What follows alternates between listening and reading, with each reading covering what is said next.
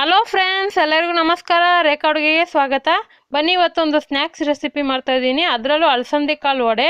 So ಈ ವಡೆನ ನೀವು ಯಾವಾಗ ಬೇಕೋ ಅವಾಗ ಮಾಡ್ಕೊಂಡು ತಿನ್ಬೋದು, ಮತ್ತು ಹಬ್ಬಗಳಲ್ಲಿ ಕೂಡ ಮಾಡ್ಕೋಬೋದು. ಇವಾಗೇನು ಪಿತೃಪಕ್ಷ ಹಬ್ಬ ಬರ್ತಾ ಇದೆ, ಸೊ ಮಾಲೆ ಅಮಾವಾಸ್ಯೆ ಅಂತ ಹಬ್ಬ ಕೂಡ ಮಾಡ್ಕೋಬೋದು.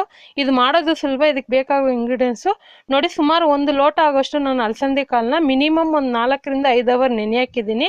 ಸೊ ನೀವು ಮಾಡೋಕ್ಕೆ ಮುಂಚೆ ಒಂದು 4 ಅವರ್ ಮುಂಚೆನೇ ನೆನೆ ಹಾಕಿ. ನಾನು ಬಿಳಿ ಅಲಸಂದೆ ಕಾಳು ತಗೊಂಡಿದ್ದೀನಿ. 1.5 ಟೇಬಲ್ ಸ್ಪೂನ್ ಆಗೋಷ್ಟು ಅಕ್ಕಿ ಹಿಟ್ಟು ತಗೊಂಡಿದ್ದೀನಿ. ಒಂದು 10 ಕಾಳು ಮೆಣಸು, ಒಂದು ಅರ್ಧ ಇಂಚ್ ಚಕ್ಕೆ, ಒಂದು 2 ಲವಂಗ ತಗೊಂಡಿದ್ದೀನಿ, ಒಂದು 1/4 ಟೀ ಸ್ಪೂನ್ ಸೋಂಪು, ಒಂದು ಅರ್ಧ ಇಂಚ್ ಆಗೋಷ್ಟು ಶುಂಠಿ, ಒಂದು 5 ಪೀಸ್ ಬೆಳ್ಳುಳ್ಳಿನೂ ಮತ್ತು ಹಸಿರು ಮೆಣಸಿನ್ಕಾಯಿ 2 ತಗೊಂಡಿದ್ದೀನಿ ದೊಡ್ಡದೇ, ಮತ್ತು ಕೊತ್ತಂಬರಿ ಒಂದು ಅರ್ಧ ಕಪ್ ಆಗೋಷ್ಟು ಕಟ್ ಮಾಡಿ ಇಟ್ಕೊಂಡಿದ್ದೀನಿ. ಕರಿಬೇವು ಒಂದು 10 ಎಲೆ ಕರಿಬೇವು ಕಟ್ ಮಾಡಿ ಇಟ್ಕೊಂಡಿದ್ದೀನಿ. ಒಂದು ದೊಡ್ಡ ಈರುಳ್ಳಿನ ಚಿಕ್ಕ ಚಿಕ್ಕದಾಗಿ ಕಟ್ ಮಾಡಿ ಇಟ್ಕೊಂಡಿದ್ದೀನಿ. ವಡೆ ಮಾಡೋಕ್ಕೆ ಎಣ್ಣೆ ಮತ್ತು ರುಚಿಗೆ ತಕ್ಕಷ್ಟು ಉಪ್ಪು. ಈಗ ನೋಡಿ, ಅಲಸಂದೆ ಕಾಳನ್ನ ಮಿಕ್ಸಿಯಲ್ಲಿ ರುಬ್ಕೊತಾ ಇದ್ದೀನಿ. ಇವಾಗ ಸೇಮ್ ಕಡಲೆಬೇಳೆ ವಡೆ ಯಾವ ರೀತಿ ಮಾಡ್ತೀರೋ ಅದೇ ಥರನೇ ಇದನ್ನು ರುಬ್ಕೋಬೇಕಾಗುತ್ತೆ.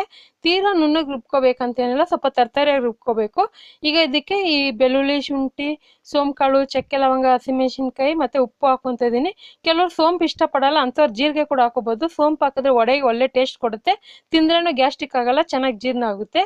ಈಗ ಇದಕ್ಕೆ ಒಂದು ಚೂರು ನೀರು ಹಾಕಬೇಕು ಫ್ರೆಂಡ್ಸ್, ಜಾಸ್ತಿ ನೀರು ಹಾಕಕ್ಕೆ ಹೋಗಬೇಡಿ. ನೋಡ್ತಾ ಇರ್ಬೋದು, ಯಾಕಂದರೆ ಅಲಸಂದೆ ಕಾಳಿನಲ್ಲೇ ತುಂಬ ನೀರಿನಂಶ ಇರುತ್ತೆ.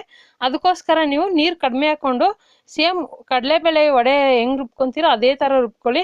ನುಚ್ಚಂಗಿರಬೇಕು, ಅಂದರೆ ಸ್ವಲ್ಪ ರವೆ ಥರ ರುಬ್ಕೋಬೇಕು. ಇದಕ್ಕೆ ಕೊತ್ತಂಬರಿ, ಕರಿಬೇವು ಮತ್ತು ಈರುಳ್ಳಿ ಹಾಕ್ಕೊತಾ ಇದ್ದೀನಿ. ನಿಮಗೆ ಖಾರ ಇನ್ನೂ ಸ್ವಲ್ಪ ಜಾಸ್ತಿ ಬೇಕಂದರೆ ಹಸಿರು ಮೆಣಸಿನ್ಕಾಯಿ ಕೂಡ ಕಟ್ ಮಾಡಿ ಹಾಕ್ಕೊಳ್ಳಿ ಚಿಕ್ಕ ಚಿಕ್ಕದಾಗಿ. ಇದೆಲ್ಲ ಚೆನ್ನಾಗಿ ಮಿಕ್ಸ್ ಮಾಡ್ಕೊಳ್ಳೋಣ. ನೋಡ್ತಾ ಇರ್ಬೋದು ಎಷ್ಟು ತೆಳ್ಳಗಿದೆ ಅಂದರೆ ಸ್ಮೂತಾಗಿದೆ. ಜಾಸ್ತಿ ವಡೆ ತಟ್ಟಕ್ಕೆ ಹೋದರೆ ಕೈಗೆ ಅಂಟ್ಕೊಬಿಡುತ್ತೆ. ಅದಕ್ಕೋಸ್ಕರನೇ ನಾನು ಅಕ್ಕಿ ಹಿಟ್ಟು ಉಪಯೋಗಿಸ್ತಾ ಇರೋದು, ಬೇರೆ ಯಾವ ಉದ್ದೇಶನೂ ಇಲ್ಲ. ಸೊ ಹಾಗೆ ಕೂಡ ಮಾಡ್ಕೋಬೋದು.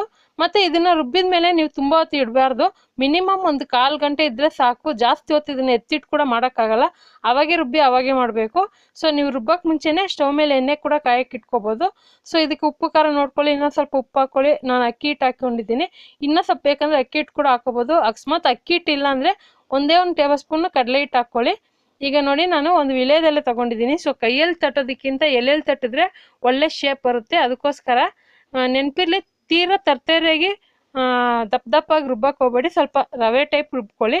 ಈಗ ನೋಡಿ, ವಡೆ ಆಕಾರದಲ್ಲಿ ನಾನು ಇದನ್ನು ತಟ್ಟಿಟ್ಕೊಂಡಿದ್ದೀನಿ.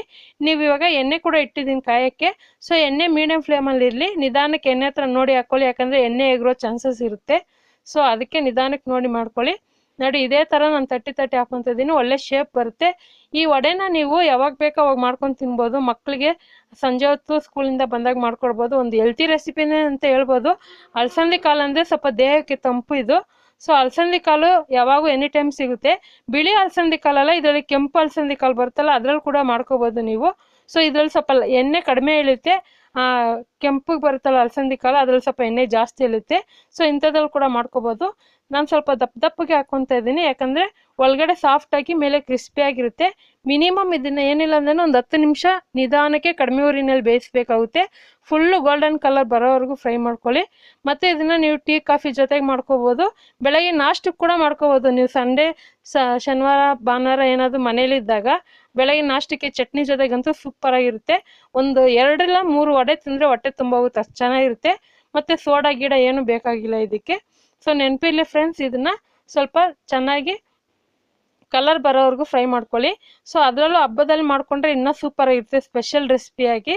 ಸೊ ಕೆಲವ್ರು ಏನು ಮಾಡ್ತಾರೆ, ಈ ಮಂಡ್ಯ ಕಡೆ ಮೈಸೂರು ಕಡೆ ಈರುಳ್ಳಿ ಅದೆಲ್ಲ ಯೂಸ್ ಮಾಡಲ್ಲ. ಒಂದು 3 ದಿವಸಕ್ಕೆ ಮುಂಚೆನೇ ಈರುಳ್ಳಿ ಏನು ಹಾಕ್ದಿರಾ ಹಾಗೆ ವಡೆ ಮಾಡಿ ಇಟ್ಕೊತಾರೆ. ಒಂದು 3 ದಿವಸ ಇಟ್ಕೊಂಡು ತಿನ್ಬೋದು. ಅದು ಕೂಡ ತೋರಿಸ್ತೀನಿ. ಆದರೆ ಇದು ಮಾಮೂಲಿ ಕಡಲೆಬೇಳೆ ವಡೆ ಮಾಡ್ತಿರಲ್ಲ ಅದೇ ಟೈಪು.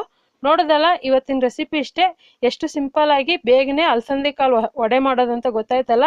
ಈ ರೆಸಿಪಿಯೊಂದಿಗೆ ಚಟ್ನಿ ಜೊತೆಗೆ ಸೂಪರಾಗಿರುತ್ತೆ ಕಾಂಬಿನೇಷನು. ಯಾವಾಗ ಬೇಕೋ ಅವಾಗ ಮಾಡ್ಕೊಂಡು ತಿನ್ಬೋದು. ಹಾಗಾದರೆ ರೆಸಿಪಿ ನಿಮ್ಗೆ ಇಷ್ಟ ಆಗಿದ್ರೆ ನೀವು ಕೂಡ ಇವತ್ತೇ ಅಲಸಂದೆ ಕಾಳು ನೆನೆ ಹಾಕಿ ವಡೆ ಮಾಡಿ ಹೇಗಿದೆ ಅಂತ ನಿಮ್ಮ ಅನಿಸಿಕೆನ ಕಮೆಂಟ್ ಮೂಲಕ ತಿಳಿಸಿ. ಮತ್ತಷ್ಟು ಈಸಿ ರೆಸಿಪಿಗೋಸ್ಕರ ರೇಖಾ ಅಡುಗೆ ಚಾನಲ್ನ ಸಬ್ಸ್ಕ್ರೈಬ್ ಮಾಡಿ, ಶೇರ್ ಮಾಡಿ, ಲೈಕ್ ಮಾಡಿ. ಈ ವಿಡಿಯೋ ನೋಡಿದ್ದಕ್ಕಾಗಿ ಎಲ್ಲರಿಗೂ ಧನ್ಯವಾದಗಳು.